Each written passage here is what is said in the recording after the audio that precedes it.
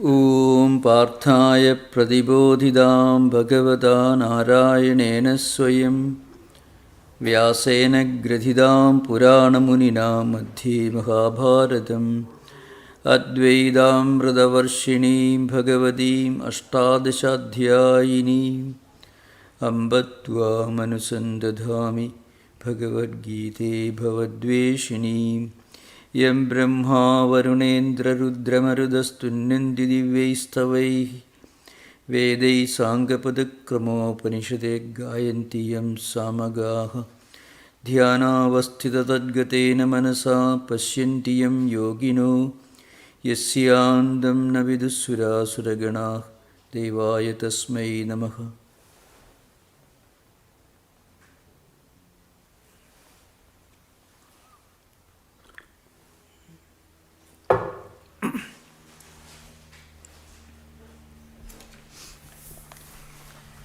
We were discussing the 22nd verse of the 9th chapter, which is actually one of the most celebrated verses in the entire text and is frequently quoted in any program, in any important writing on devotional philosophy. And the idea can be found in all traditions, in all spiritual disciplines. Ananyas chindayanto mam yejana paryupasade tesham nityabhiyuktanam yogakshemam vahamyaham. It is considered to be God's promise to his devotees that if we do something good, in a very broad sense, our concerns, our problems will be dissolved through some mysterious means. So in a way, this can be interpreted, and it is interpreted in Buddhist tradition, in a way without connecting to God's grace. That's an interesting. So the idea is found in Buddha's teachings, in the Sutta Pitaka, especially in the Dhammapada, and also in innumerable discourses of Buddha with Ananda and others. Of course, mostly the Pali literature, not so much in the later schools of Buddhism like Shunyavada, Vijnanavada, or Sautrantika and Vaibhashika systems of philosophy. And Buddha says, interestingly, according to him, it is just an operation of the doctrine of karma.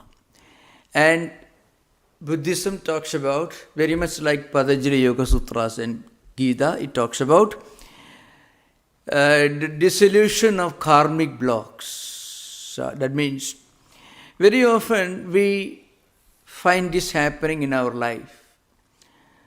Good people, without any apparent reason, they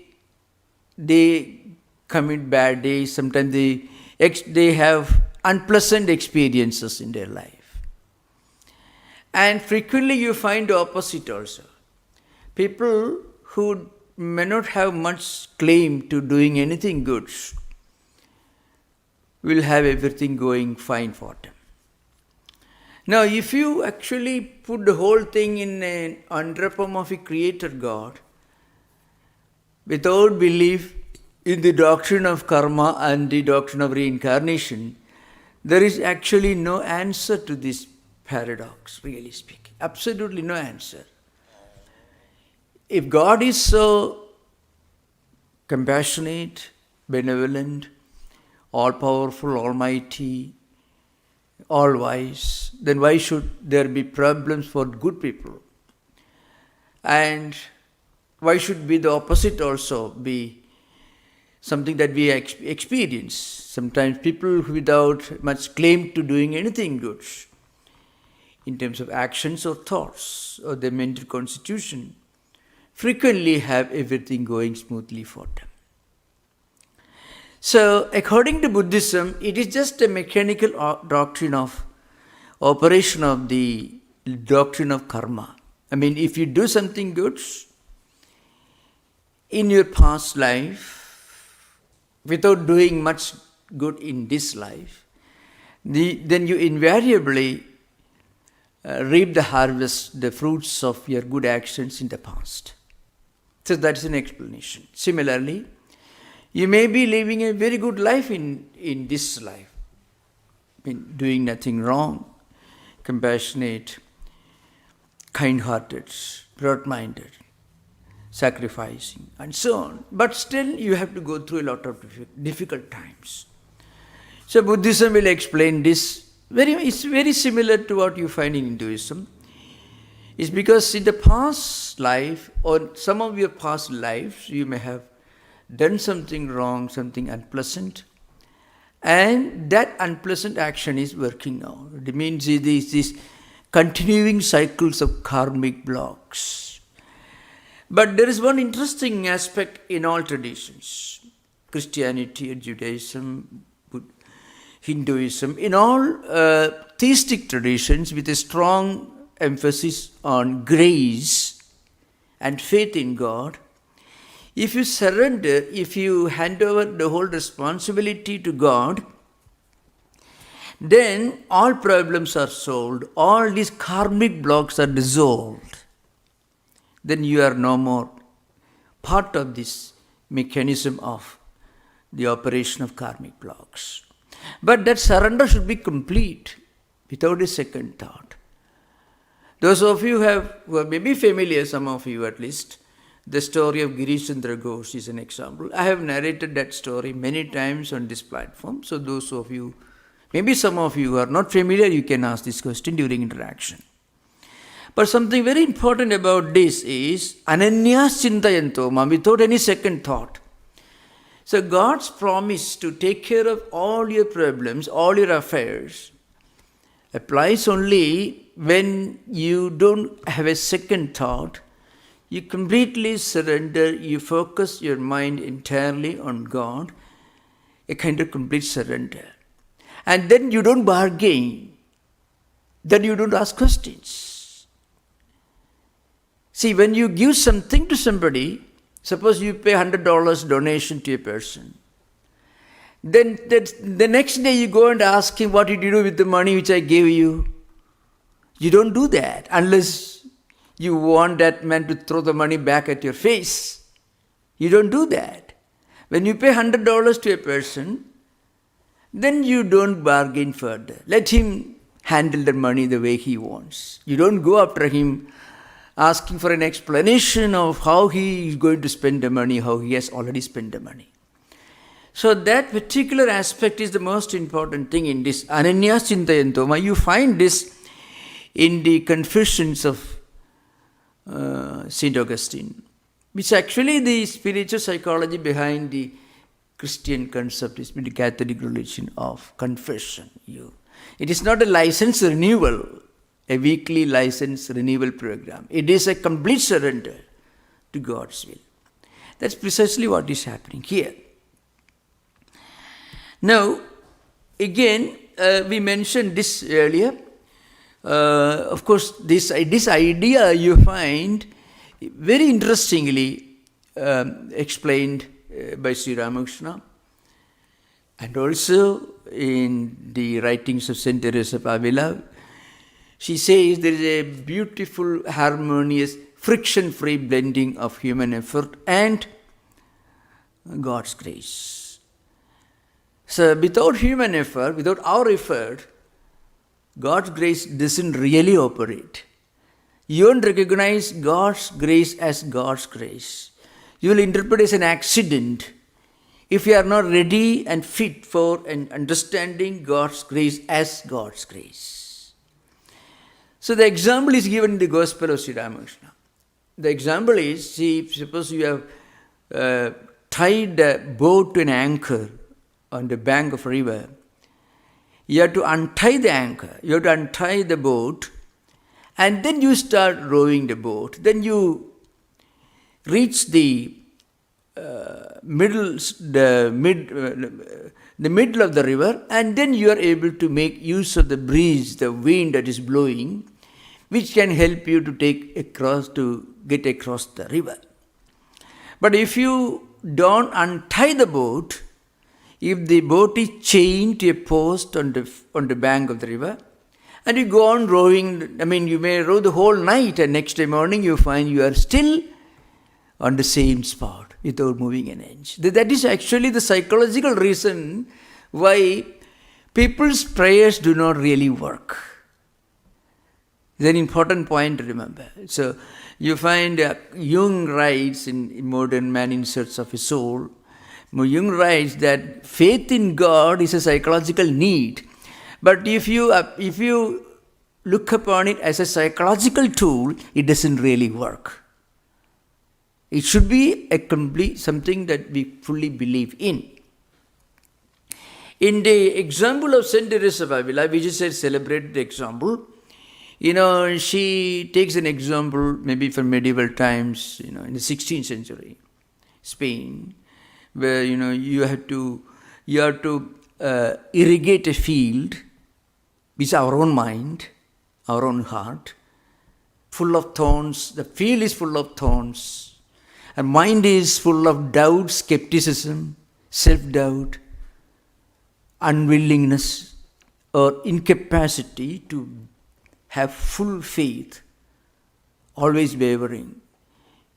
You pray to God, then you doubt whether it's really worked or not. We are not sure about it. So these are the thorns in the mind, in the heart. So if you want to irrigate the field, you can do it many ways, as she says in the autobiographical writings. You can bring water from the nearby river, the stream, watermill, you can cut a canal. There are many ways of bringing water to the field, to irrigate the field. But on one condition, again, Ananya Chindayantoma, you should not have a second thought. So what are the ways of removing these doubts, the thorns and pebbles and stones which are weeds and grass which are growing in the field? They should be removed completely and the field should be made completely ready for irrigation. If you irrigate the field without removing the weeds will grow, the food grains won't grow. You have plenty of weeds at the end of the year. That's all, nothing more. Similarly, all skepticism and doubts, all self-doubt, all should be removed from the mind. And then if you surrender, it works like a miracle. These are what is called miracles. So what we call miracle frequently is it's a very unhelpful expression perhaps. It's really a scientific fact in spiritual psychology. That way Lord Krishna says, Ananyas Chintayantoma. Devotee should not have a second thought.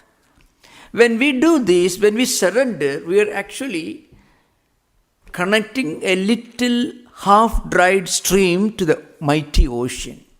Suppose narrow stream, which is very shallow, some little muddy water, almost dried up. It needs water. And suppose there's an ocean or maybe a lake nearby. If we connect that stream, the narrow, half-dried up stream to the lake, then the water will start flowing towards the stream, and stream also becomes a living stream. So our mind should be connected to the perennial waters of God's grace. So this has been interpreted in so many different ways in different scriptures, especially Vaishnava tradition, Ramanuja, Madhva, Vallabha, Nimparka, and also in modern times. This has been, and this is the fundamental thesis of devotional philosophy, not only in Hinduism but in other religious traditions also. So now how to do that? How to reach that point, that stage of complete dedication? That's a very difficult thing to do. It could happen if you are a very sincere, completely honest person. Or it could happen maybe when you are fully convinced, or you may be in a terrible situation, we have no other way, a drowning man clutching to a straw, thinking that he will save his life by doing that. So one classic example that you can read in the lives of Sri Ramakrishna, maybe the only example you find in modern times is this example, Girichandra Ghosh, that we are going to discuss in the Sunday lecture. So this coming Sunday, day after tomorrow. Girichandra Ghosh was a well-known dramatist, a play actor, and is considered to be was considered to be the father of Bengali theatre into the later half of 19th century, and he was associated with the Star Theatre, which is one of the early experiments in popular drama acting in that part of the country. But this man, now you won't, actually, he was as far away from spirituality as you can imagine. A drunkard, a profligate, a bohemian, intellectually very arrogant, questioning everything, not accepting anything, won't care for anybody. His own life was like that. His mother died when he was a little child, and father died when he was a boy, and the wife died when he was in his early 30s. So you can imagine what happened to such a man in the conservative social circles. So he was not ready to accept anyone, not willing to believe in anybody, in anything. But this man had one wonderful quality. He was ready to admit all his problems, and he was absolutely, completely sincere and honest and truthful. This is one example. And what happened, because of this, he could completely surrender himself to Sri Ramakrishna. The whole story unfolds very elaborately in the life of Sri Ramakrishna. There are books written on his life, so I won't narrate further. But there is a contrasting example in Sri Ramakrishna's life itself. There is another person, his name is Pratap Chandra Azra, P.C. Azra. He was the opposite of Girichandra Ghosh. He was born in a God-fearing family, a pious family. Used to worship and meditate, and in a very big, bombastic, demonstrative manner, he used to do all this. He will spread a big tiger skin right in front of Sri Ramakrishna's room, sit meditating for all people to see, and he had a very high opinion of his own spiritual attainments. But he was not a very sincere person. He was also trying to make a little money, professing to be a great devotee of God. He was also trying to earn some little money. So he had 2-3 minds put together, scattered mind. So he could not surrender to Sri Ramakrishna. You can find his life. Of course, the last moment he became a changed person. But the very last moment, the last day. Till then, he was full of self-doubt, unwillingness to accept anything, but not willing to practice what he preached, saying something, doing something else, and so many different ways. So he could not make 1 inch of progress in his spiritual life. But he was born in a normal family situation. He learned meditation, he did taking holy names, reading scriptures, all that he learned when he was quite small. So he was actually much more fortunately settled if you look at his background, but he could not make 1 inch of progress in spiritual life.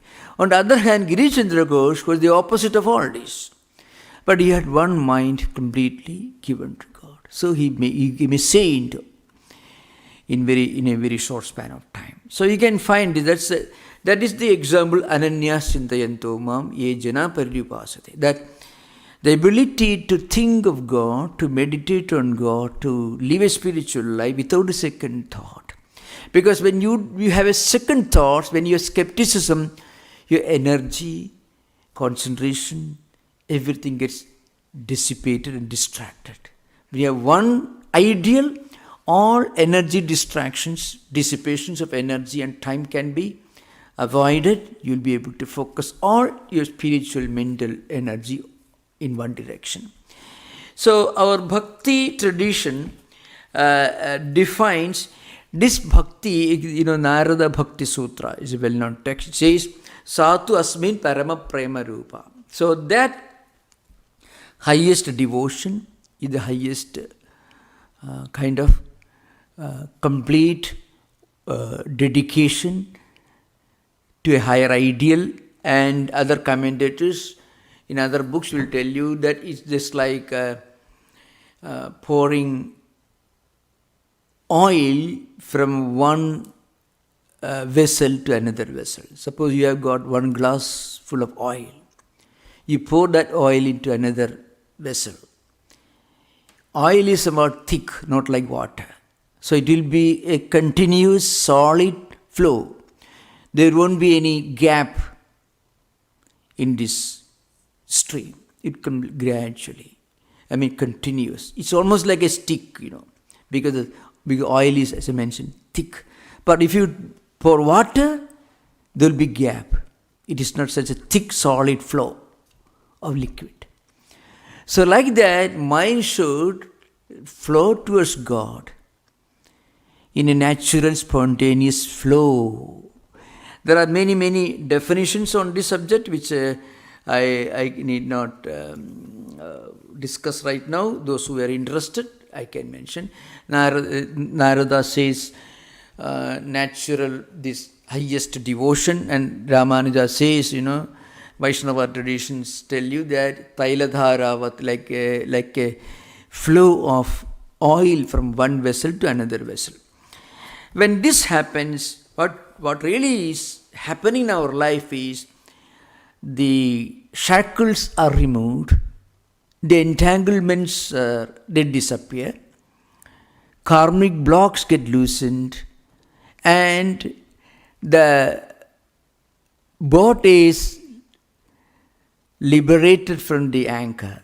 You break the chains that tie the boat to the anchor, and it starts moving, and it's able to make use of the wind that is blowing, and you making use of that wind, you can get across the river, across the ocean of samsara. That's Vedantic language, means samsara, that means. That is what Buddha also says. Of course, in Buddhism, it is through the practice of Ashtanga Yoga. That's all. These 8 limbs. Samyak, the drishti, samyak ajiva, samyak sankalpa, samyak samadhi, samyak vak. There are, of course, other disciplines there. So, in theistic tradition, it is easy if you can believe in a higher spiritual ideal. A living spiritual ideal, it is easy. Mind can connect and relate very easily. Otherwise, it's very difficult. So, this is an important verse. After this, the next verse comes, the 22nd verse. 23rd verse. Yepi anyadevada bhakta yajante shuddhayanvitaha te abhimameva kaunteya yajanti avidhipurvakam. This is the 23rd verse. Now, after making this profound statement about total dedication, total self-surrender, Gita takes another angle, looks at the whole thing from a different perspective.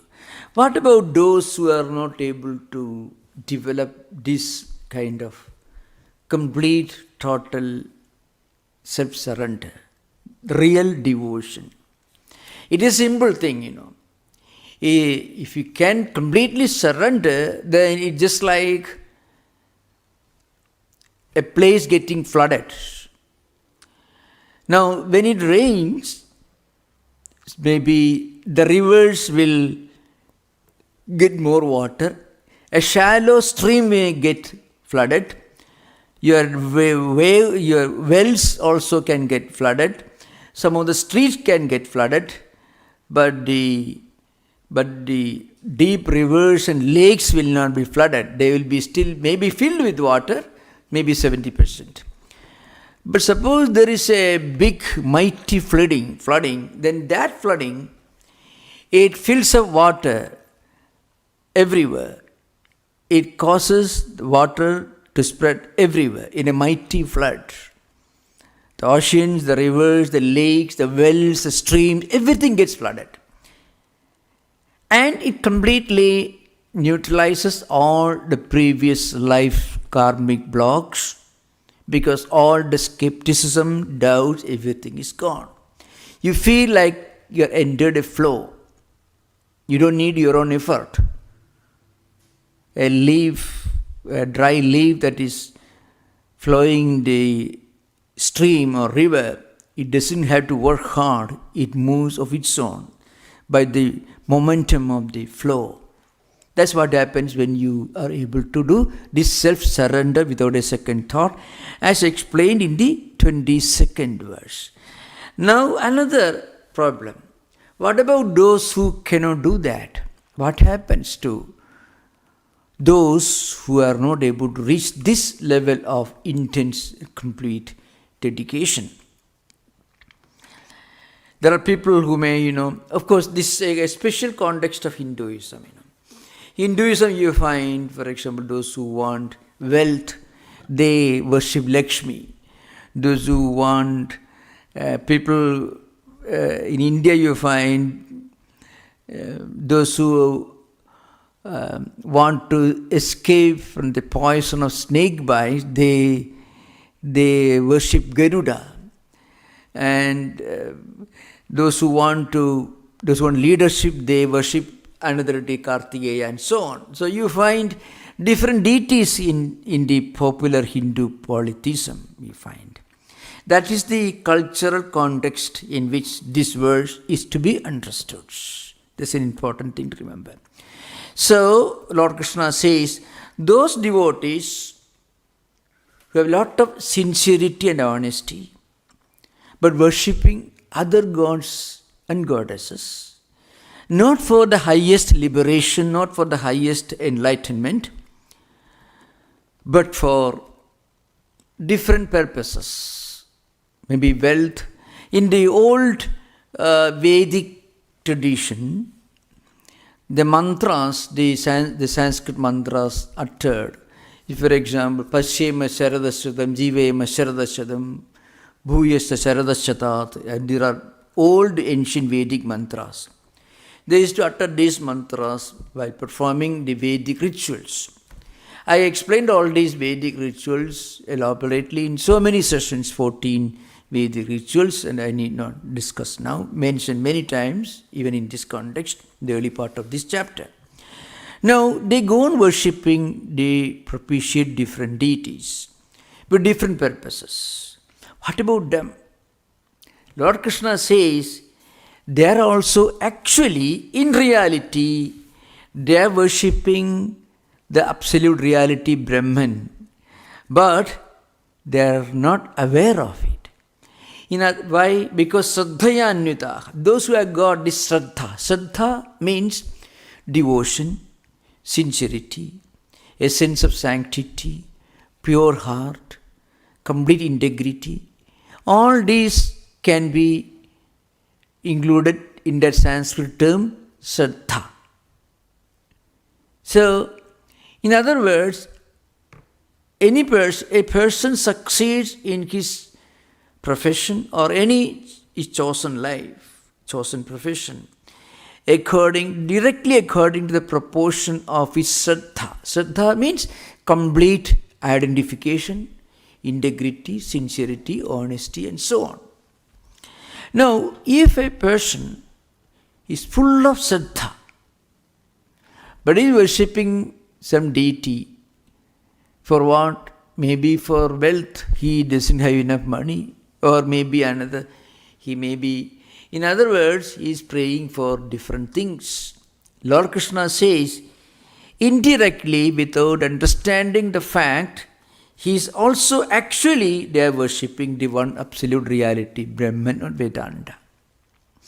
But The word is used, tepi mameva kaunteya yajanti avidhi purvakam. They also are worshipping me, but they are not aware of it, but they are using the wrong method. Vidhi means the proper, appropriate method. Avidhi means improper method, wrong method. In other words, those who are fully dedicated to some purpose in life, most people belong to this category. Remember, there is a difference between spirituality and religion. This is an important thing to understand. To be spiritual, you should be actually dedicated to higher ideal without any selfish worldly motive. That's the only way to obtain contentment and a sense of fulfillment. It is spiritual. Religious means something else. There is nothing wrong in being religious, but the real purpose should be to be spiritual.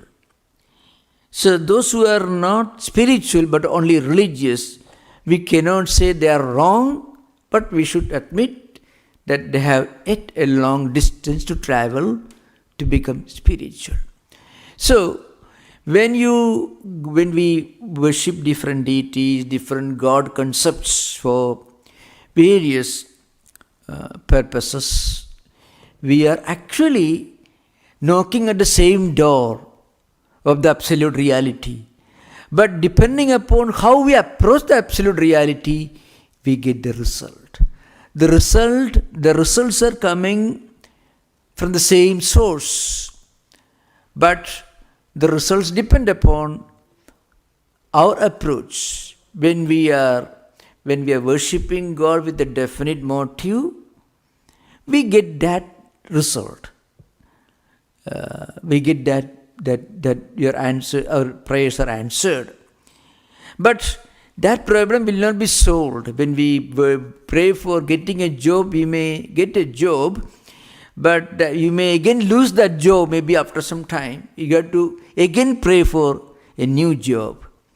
But when you become spiritual, then you reach a point where you don't feel the need to pray for getting a job.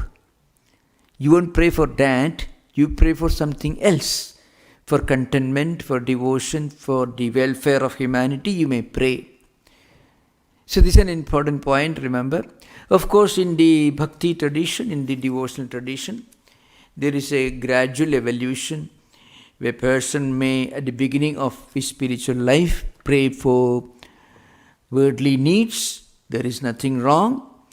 Those who are sincerely, with full sincerity, praying for the fulfillment of worldly needs, gradually they will evolve to the next stage of their spiritual life.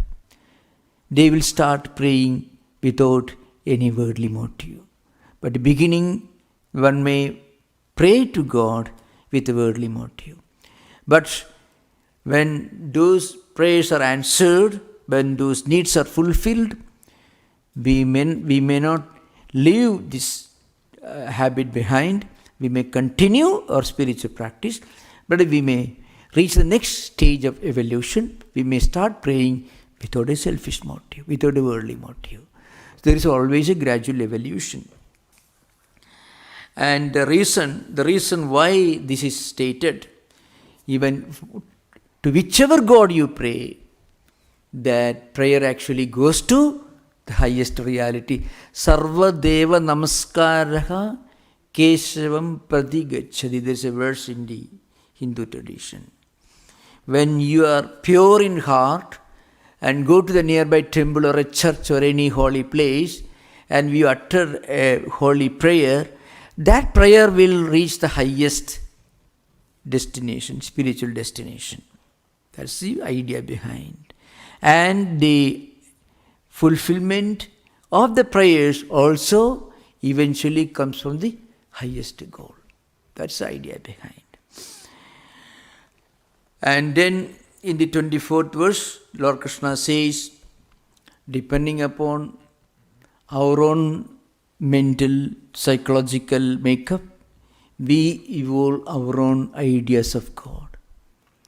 So those who, you can find if you look at the history of the evolution of Godhead, according to some anthropologists and historians, the first stage in our evolution of the concept of Godhead was ancestor worship. First, that's how it happened, A grandfather, grandmother, or somebody else suddenly passing away. Where did he go? Immediately, you deify, you elevate your ancestor, your aged ancestor, to some higher spiritual ideal. That is the beginning of spiritual evolution, according to one. And then we eventually started worshipping some divine power behind natural phenomena, behind rivers and waters and oceans and mountains and clouds. There should be some unseen, invisible power behind, operating on these natural phenomena. That is the second stage in the evolution of Godhead. So there should be a divine God or goddess working behind oceans, behind the winds and behind the clouds, behind the mountains. These are different stages in the evolution of Godhead. That idea you can find, Yanti Deva Vrata Devan, Pitrun Yanti Pitruvrataha, Bhudani Yanti Bhudejya, Yanti Madhyajino Api Mam, Madhyajino Api Mam. That's the idea behind. The votaries of different deities, they reach those deities. So the one whom you worship, you reach him. That's the idea behind. Our spiritual goal and spiritual destiny is determined by our idea of the absolute reality. What is our concept of the absolute? If we can think of a compassionate, all-knowing, creator God, then our meditation will eventually take us to that goal. In other words, something very interesting, we make God according to our own image. That is the idea behind here. It doesn't mean that we are making God. The idea should be very clearly understood. The absolute reality is not our creation. But how we perceive the absolute reality, how we understand our absolute reality, whether we understand absolute reality as a transcendental, divine, spiritual principle present everywhere, or maybe as a compassionate, all-wise, all-knowing God who is preserver, protector of the whole universe. This is a high ideal of the absolute reality. Sometimes, as I mentioned earlier, people in some traditions, their idea of God was closely linked to the ancestors, especially the departed souls. The ancestor worship was one of the early stages of the idea of religion and the transcendental reality. And sometimes those who believed that some divine entity, divine God or goddess operated behind the natural phenomena. That is another idea. Whatever it is, according to our concept, we evolve in our spiritual life. When a worshipper, when a seeker is very primitive, very crude, he may think of his or her God as a kind of uncompromising, he may be called anthropomorphism in religious philosophy. Means you try to give a human dimension to the invisible transcendental reality. And as we evolve further, as we become spiritually and culturally more advanced, then we are not happy with this idea of a God. We feel that cannot be the highest idea of God. Vedanta tells you that the so-called primitive idea is not wrong, but it is not the complete picture of the reality. A primary school student, what he studies is only incomplete. It's not wrong. He gets a more complete picture of what he studies in early classes when he advances to higher classes. Similarly, as we advance in spiritual life, our idea of God also advances and evolves.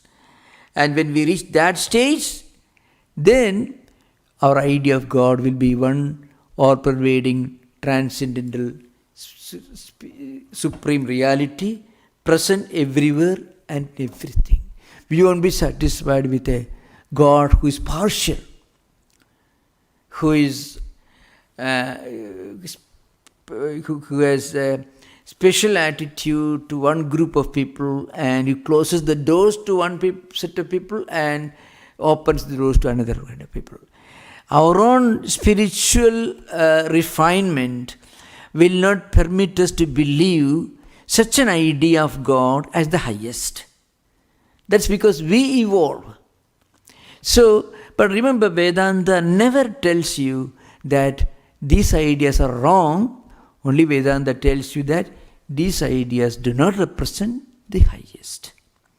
So the highest idea in Vedanta is mentioned in the Bhagavad scriptures and others.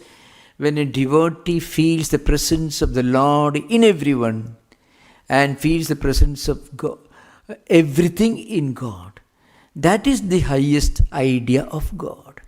When we think of the whole creation, humanity, as one spiritual family, when all the barriers disappear, all the lines of demarcations disappear, all these vertical and horizontal dividing lines completely disappear, we look upon the whole humanity as one spiritual family.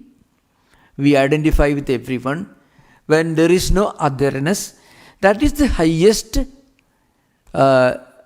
idea of devotion and the highest idea of the absolute reality according to Vedanta. But here Lord Krishna in the 23rd and 24th verses, Lord Krishna is talking about those who have not yet reached that stage. So he says, even if they have not reached that stage, they are maybe unconsciously moving towards reaching that stage. That is the idea behind. Now we can have interaction. You are most welcome to ask questions. Okay, most welcome.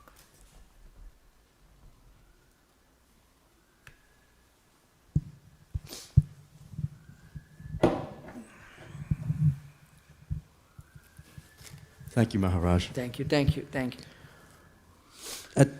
Near the beginning of tonight's teaching, you mentioned, in the context of the efficacy of prayer, you mentioned that Carl Jung in his writings had perhaps gone awry into a psychological explanation of the need for believing in God. Yeah.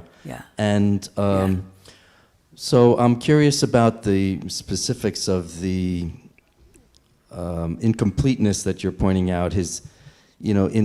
From the Vedantic perspective, was it simply that he was not bhakti, was not surrendering, was trying to give some sort of other explanation that was based on psychological mechanics? Was it that he was being utilitarian about it? Yeah, I know Jung was actually responding to the large, in fact, the full sentence, he himself says, when he made a survey of the people, the patients who came to him, and he found that one major reason for the increase in many of the psychological maladies of those times was the loss of faith in religion and God. So that is a real statement which I forgot exact words, but this is what he clearly states. And then he says, so a belief in God can be a useful psychological tool. Now remember, when you use belief in God as a psychological tool, it doesn't really work. Because you are not able to, you are using it in a way, you don't have to believe in something whose existence is beyond any doubt. When you want to believe in something, really you don't believe completely in that. There is an important thing.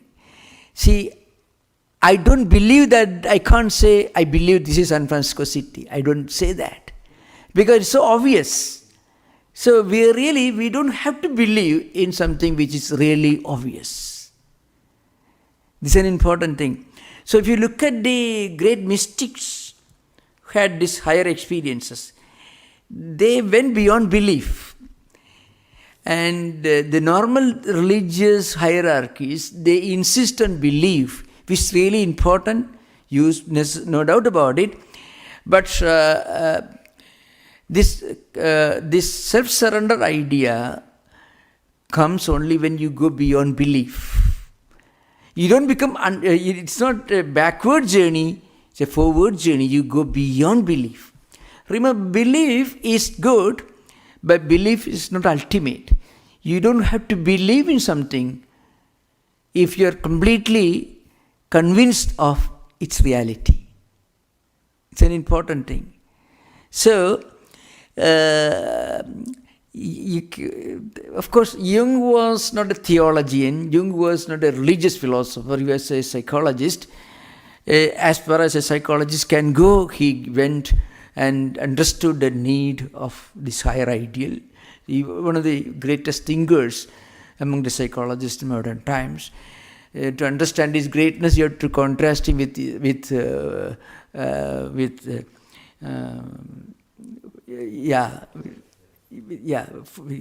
that's true. He disagreed with him, he fell out with him, So Sigmund Freud, to understand Jung's greatness, you have to compare him with Sigmund Freud. So Jung had a more complete grasp of the dynamics of human needs.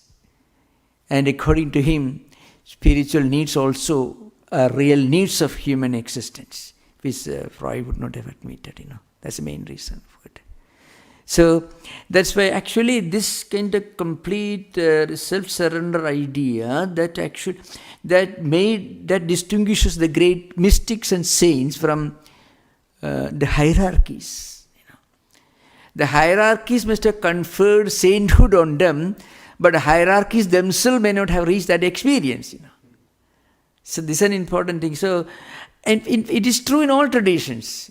It's true in all traditions. The simple faith, that actually breaks all chains. Belief doesn't break chains. Belief of a mystic will break chains, but that belief is beyond what we normally understand. Belief, as Jung understood. Jung didn't go that far in his understanding, perception of belief. So, when a person reaches that state, it's like a stream that is connected to the ocean, the perennial waters. That's the idea behind. Yeah. Thank you for the question. Yeah. Very thoughtful questions are very helpful. Yeah. Swamiji, what would you recommend for a person that's struggling with doubt, skepticism, that's not necessarily able to surrender, but also is struggling with effort? Yeah. It makes me think of, maybe this isn't parallel, but it makes me think of it in Patanjali's Yoga Sutra where you have tapa, but then you also have Ishvara Pranidhana. Is that kind of the two, there's effort and surrender? What if you're sort of struggling with trying to do either one of them? Yeah. Of course, I should make one statement at the beginning. Patanjali's tapa, it doesn't go as far as the self-surrender idea of the mainstream spiritual traditions. Having said that, I must mention one important thing about self-doubt and skepticism. First of all, self-doubt and skepticism are fundamentally waste. It only causes a lot of waste of time and energy.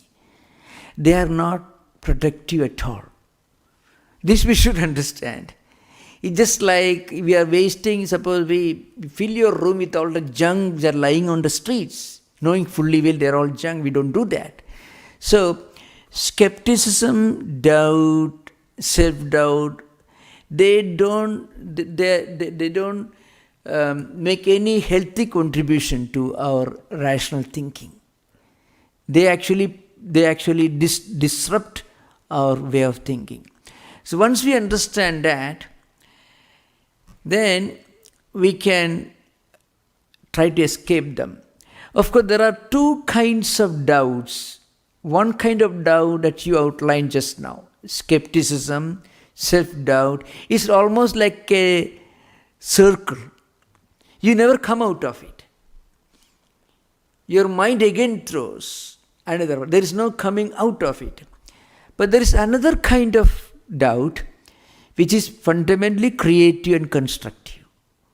That doubt will make you inquisitive and you may try to learn more about it, and you're enriched by that kind of healthy doubtfulness. So this is an important point. In the context of, with reference to the destructive doubt, self-doubt, samsayatma vinasyati, that is a terrible statement from Lord Krishna. Those who are fully engrossed in self-doubt and skepticism, they perish. Really speaking, from a purely psychological point of view, it is happening all around us in today's world. Really speaking. Because we have not, people, in modern science and technology and modern education, unfortunately, have given this self-doubt and this skepticism, but have not given anything in return to hold fast unto.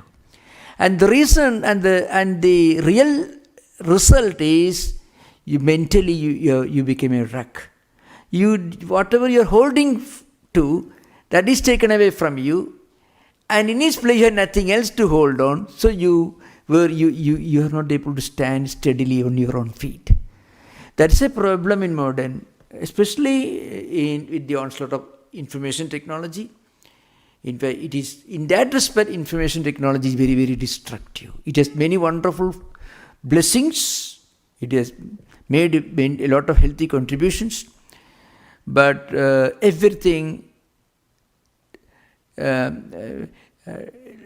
approached and interpreted with some kind of skepticism, self-doubt, inability to believe in something. That's an important thing to remember. So, the only way is to go back to the ancient scriptures. So, that's an important thing. And I may ask you one question. See, today, in our today's educational scenario, we are actually disinheriting ourselves of our own spiritual inheritance. That is a real tragedy. It's just like it's something like you have got $1 billion in the bank, and you imagine some kind of a delusion. You imagine that you don't have anything, and you sit in the middle of the street asking for $1 from every person. Without knowing that, throwing away rather, your own inheritance that you have put in the bank, and you forget it for a minute. So this is what is happening today. In modern education has made a terrible contribution to the development of this unhealthy outlook. You are disinheriting ourselves, our own treasure, our own heritage. Just it may be in India, it may be Gita, Upanishads, Vedas, and so on. But in Western world, look, I was quoting from Saint Teresa of Avila. She said, marvelous example of the best that we can imagine from Christian mystical tradition, or Eckhart and others. So that's an important thing.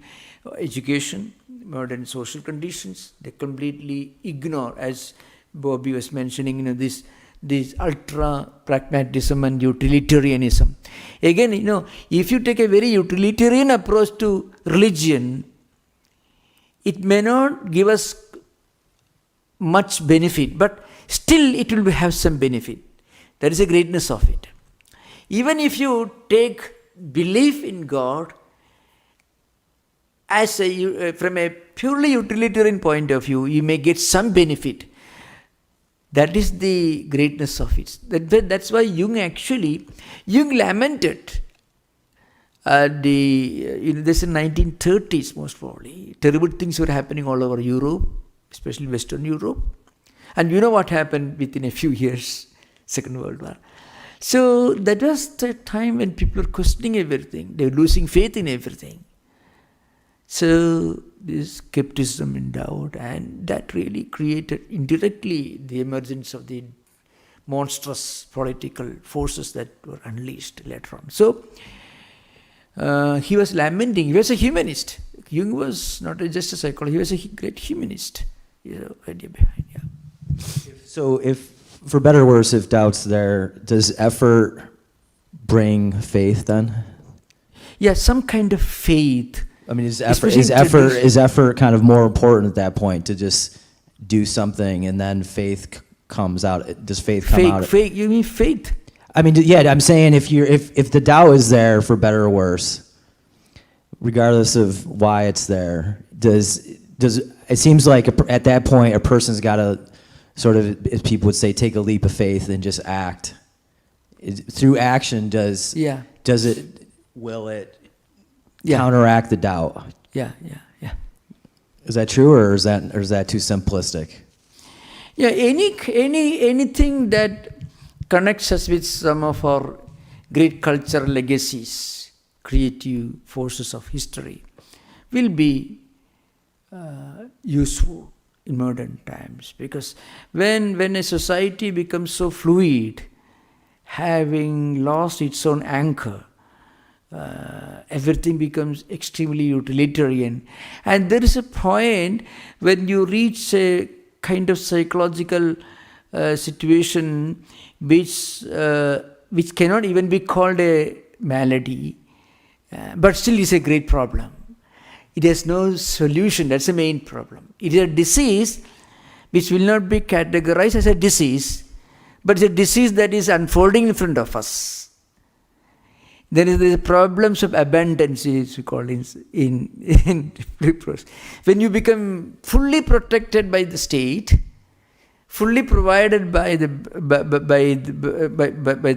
nation, government, at a good job,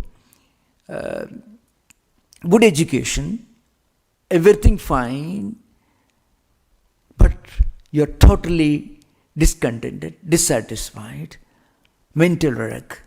That's a much more serious problem than the problems of poverty and